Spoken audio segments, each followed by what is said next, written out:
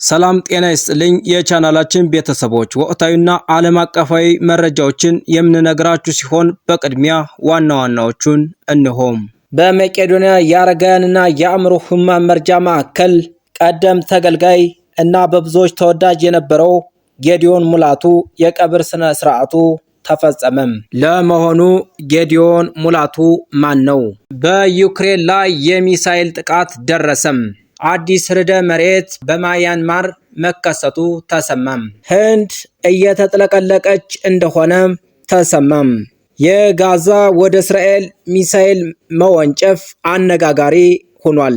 የተወደዳችሁና የተከበራችሁ የቻናላችን ቤተሰቦች ወቅታዊና ዓለም አቀፋዊ መረጃዎች እንዲደርሷችሁ ቪዲዮውን ላይክ እና ቻናሉን ደግሞ ሳብስክራይብ በማድረግ ቤተሰብ ሁኑ እያል ቀጥታ በዝርዝር ወደምንመለከተው መረጃ እናልፋለን። በመቄዶንያ አረጋውያንና የአእምሮ ህሙማን መርጃ ማዕከል በመቄዶንያ ማህበረሰብ በጎብኚዎችና በረጂዎች ዘንድ ተወዳጅ የነበረውና የመቄዶንያ ቀደምት ተገልጋይ የነበረው ጌዲዮን ሙላቱ መጋቢት 4 ቀን በ2017 ዓመተ ምህረት ማረፉ ተሰማም። ጌዲዮን በ1980 ዓመተ ምህረት ከአዲስ አበባ ጎላ ሚካኤል አካባቢ ተወልዶ ያደገ ሲሆን በ1999 ዓመተ ምህረት የ19 ዓመት ወጣት ሆኖ ባጋጠመው ድንገተኛ አደጋ በስትሮክ ምክንያት ከአንገቱ በታች ፓራላይዝድ ሆኖ ሰውነቱን ማዘዝና በአንደበቱ መናገር አይችልም ነበር። እናትና አባቱ ከሱ ጉዳት በፊት ስለሞቱ አክስቱ እየተንከባከበችው ጎላ ሚካኤል በሚገኘው ጠባብ ቤት ውስጥ ለብዙ ዓመታት ያልጋ ቁራኛ ሆኖ እየተሰቃየ የኖረ ሲሆን በ2005 ዓመተ ምህረት ወደ መቄዶንያ ማዕከል ሲገባ መናገር የማይችለው ጌዲዮ ደስታውን የገለጸው በብዙ እንባ እንደነበር ገልጸዋል። ጌዲዮ በመቄዶንያ ግቢ ውስጥ ልዩ ምኝታ ክፍል ተሰጥቶት በየዕለቱ ልዩ እንክብካቤና ሕክምና እየተሰጠው በደስታ ይኖር ነበር። በተለያዩ ትልልቅ ሆስፒታሎች የልብ ሕክምና ሲደረግለት የነበረ ሲሆን በጥቁር አንበሳ ስፔሻላይዝድ ሆስፒታል በድንገተኛ ሕክምና ክፍል ተኝቶ ልዩ ክትትል እየተደረገለት ሚያዝያ 4 ቀን 2017 ዓመተ ምህረት ረፋድ 5 ሰዓት በሕክምና ላይ እያለ በ37 ዓመቱ ከዚህ ዓለም በሞት ተለይቷል።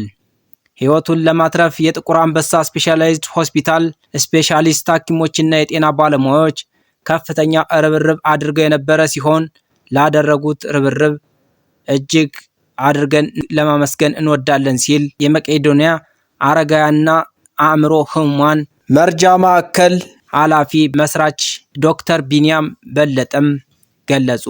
በመቄዶንያ የአረጋውያንና የአእምሮ ህሙማን መርጃ ማዕከል ቀደም ተገልጋይ የነበረው የጌዲዮን ሙላቱ ስነ ስርዓተ ቀብር መቄዶንያ የአረጋውያንና የአእምሮ ህሙማን መርጃ ማዕከል ፊት ለፊት በሚገኘው አያት መድኃኔዓለም ቤተክርስቲያን መጋቢት 5 ቀን 2017 ዓመተ ምህረት ተፈጽሟል።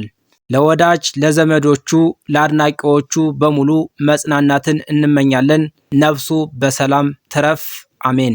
ሩሲያ በሰሜናዊ ዩክሬን በምትገኘው ሱሚ የተባለች ከተማ ላይ በባሊስቲክ ሚሳኤል ዛሬ እሁድ ጠዋት በፈጸመችው ጥቃት በትንሹ 31 ሰዎች መገደላቸውን ዩክሬን ያሳወቀች ሲሆን ከሟቾቹ መካከል 2 ህጻናት የሚገኙበት 2 ህጻናትና 10 ህጻናትን ጨምሮ ሌሎች 84 ሰዎች በጥቃቱ ጉዳት እንደደረሰባቸው ዩክሬን መንግስት አሳውቋል። ሱሚ ከሩሲያ ድንበር አቅራቢያ የምትገኝ እና በተደጋጋሚ ከፍተኛ ጥቃት የተፈጸመባት ከተማ እንደሆነች የፈረንሳይ ዜና አገልግሎት ዘግቧል። በሁለት ሚሳኤሎች ሳይፈጸም አልቀረም በተባለው ጥቃት ህንፃዎች ነጉደዋል፣ ዛፎች ተገንድሰዋል፣ አውቶቡስና ተሽከርካሪዎችም እንዳልሆነ ሆነዋል። ሩሲያ የሱሚ ማዕከላዊ ክፍልን የመታቻቸው ሰዎች የሆሳዕና በዓልን ለማክበር ወደ ቤተ ክርስቲያን በሚሄዱበት ዕለት መሆኑን የገለጹት ፕሬዝዳንት ቮሎዲሚር ዜሌንስኪ በቴሌግራም ባስተላለፉት መልእክት ዓለም ጫና ሊያደርግ እንደሚገባው አሳስበዋል። ዜሌንስኪ ዩናይትድ ስቴትስ፣ አውሮፓና በዓለም ላይ ይህ ጦርነትና ግድያ እንዲያበቃ የሚፈልግ ሁሉ ሩሲያ የምትሻው እንዲህ አይነት ሽብር ነው፣ ጦርነቱን እያራዘመች ትገኛለች፣ በጠብጫሪው ላይ ጫና ሳይደረግ ሰላም አይመጣም ሲሉ ጽፈዋል።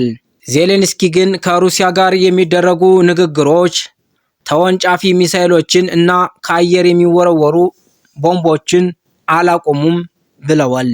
ሩሲያን በተመለከተ የሚያስፈልገው ለሽብርተኛ የሚገባው አቋም መሆን እንዳለበት ፕሬዝዳንት ዜሌንስኪ ጥሪ አስተላልፈዋል። የፈረንሳይ ፕሬዝዳንት ኢማኑኤል ማክሮ ዛሬ የተፈጸመው ጥቃት በሩሲያ ላይ በኃይል የተኩስ አቁም መጫን እንደሚያስፈልግ ጠቋሚ መሆኑን ሲገልጹም ሩሲያ ብቻ ይህንን ጦርነት እንደምትፈልግ ሁሉም ያውቀዋል። ለሰው ሕይወት፣ ለዓለም አቀፍ ሕግና ለፕሬዝዳንት ዶናልድ ትራምፕ ዲፕሎማሲያዊ ጥረት ባላት ንቀት ዛሬ ሩሲያ ጦርነቱን እንዲቀጥል እንደምትሻ ግልጽ ነው ሲሉ ማክሮ ኮንነዋል። በኩርስ ግዛት አቅራቢያ ሱሚ የደረሰው አዲስ ጥቃት ሞስኮና ኪየቭ ወደ ተኩስ አቁም ስምምነት እንዳይደርሱ እንቅፋት ሊሆን እንደሚችል የፖለቲካ ተንታኞች እየተናገሩ ይገኛሉ። የኩርስክ ግዛት የሩሲያና ዩክሬን ወታደሮች ለብዙ ወራት ከባድ ውጊያ የሚያደርጉባት ስትራቴጂካዊ ግዛት እንደሆነች ይታወቃል። በህንድና ኔፓል ከባለፈው ረቡዕ አንስቶ በጣለው ከባድ ዝናብ ከ100 በላይ ሰዎች ሕይወታቸው ማለፉ ተገለጸም።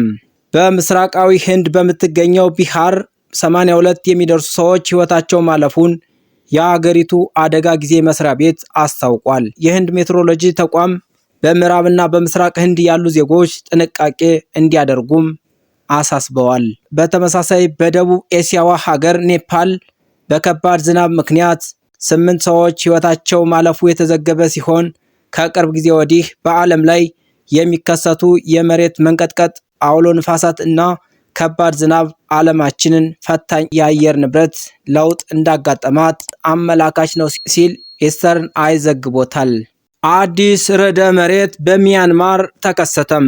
በሚያንማር 5.6 ማግኒቲዩድ ያለው ርዕደ መሬት ዛሬ ማለዳ መከሰቱን የሀገሪቱ ባለስልጣናት አስታወቁም። አዲስ በተከሰተው ርዕደ መሬት እስካሁን የደረሰ ጉዳት አለመኖሩን የአውሮፓ ሴስሞሎጂካል ማዕከል ገልጿል።